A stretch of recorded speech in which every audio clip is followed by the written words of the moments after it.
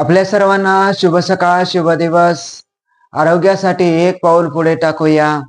अनेक समस्या दूर करण्यासाठी योगाचा अभ्यास करूया. आजच्या अभ्यासामध्ये आपण पाहणार आहोत की मानदुखीचा जो त्रास आहे, हा त्रास कसा कमी करायचा. बऱ्याच वेळेस काय होतं की आपण वेगवेगळे योगाचे अभ्यास करत असतो. अनेक जण आपल्याला सल्ले देत असतात आणि त्या सल्ल्याप्रमाणे आपण अभ्यास करत असतो. आणि मग मान जे दुखते ते मात्र काही थांबत नसते. बऱ्याच वेळेस आपण डॉक्टरच्या सल्ल्याप्रमाणे ट्रॅक्शन घेतो. त्यानंतर वेगवेगळे औषधं पण आपले सुरू असतात आणि मग हे सर्व करत असताना देखील आपली मान मात्र दुखायचे काही थांबत नाही. मग आता हे मान जे दुखते आहे, मग याच्यासाठी काय करावं बरं? कुठला अभ्यास करावा जेणेकरून हा अभ्यास केल्याच्या नंतर आपल्याला जो मानदुखीचा त्रास आहे, हा त्रास आपल्याला कमी करता येईल किंवा कमी कसा होईल. तर जरूर या अभ्यासाने हा त्रास कमी होणार आहे. बऱ्याच वेळेस काय करतो आपण, मानेमध्ये असणाऱ्या जे वेदना आहेत ते कमी करण्यासाठी आपण बऱ्याच वेळेस मान अशी पूर्ण असे गोल राहून फिरवत असतो. मग ह्याच्यामध्ये आपण उलट आणि सुलट असे राऊंड करत असतो. तर असा अभ्यास न करता मानेचा अभ्यास आपल्याला अर्धाच करायचा आहे. मान आपल्याला पुढे झुकवायची नाही. तर बघा, आता हा सोपा असणारा अभ्यास कसा करायचा बरं, मी तुम्हाला सांगतो, जेणेकरून आपल्याला मानेसंबंधित असणारा वेदना कमी होत जातील. बघा, तुम्हाला जमेल त्या मांडीमध्ये बसायचं आहे.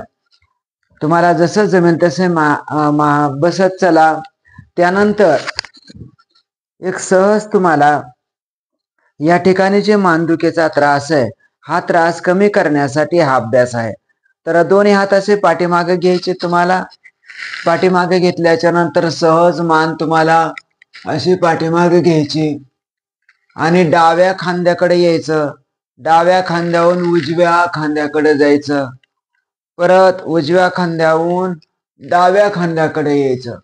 असा सहज अभ्यास करायचा आपल्याला.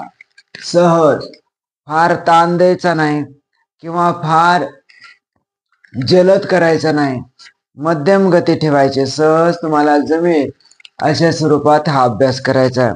अत्यंत सोपा अभ्यास आहे. या अभ्यासामध्ये तुम्हाला मान पूर्ण फिरवायची नाही.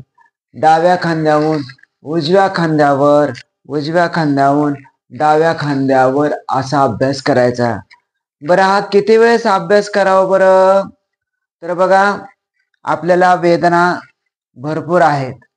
वेदना भरपूर असल्यामुळे आपल्याला थोडासा वेळ देणं तर गरजेचं आहे. तर कुठलीही गोष्ट करत असताना वेळ त्याला देणं गरजेचंच आहे. तर सरासरी हा अभ्यास आपल्याला 2 टाइम करायचा आहे, सकाळी आणि संध्याकाळी. मग हा किती वेळेस करावा बरं? तर हा अभ्यास करत असताना एक टाइम टेबल ठेवून तर एक 2 मिनिटाचा अभ्यास करायचा.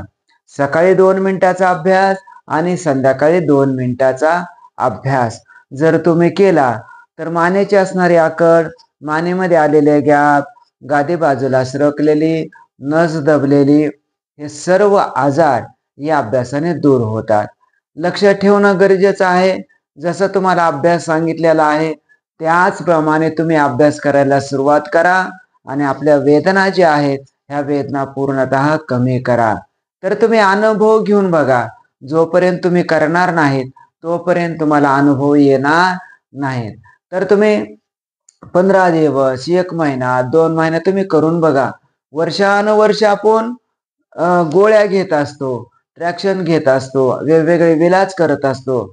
त्यापेक्षा 2 महिने, 3 महिने, 4 महिने जर तुम्ही हा अभ्यास करत राहिला तर तुमच्या जरूर मानेचा त्रास कमी होऊन जाणार आहे. मला विश्वास आहे, जरूर तुम्ही हा अभ्यास करा आणि आपल्याला असणाऱ्या वेदना पूर्णतः कमी करा.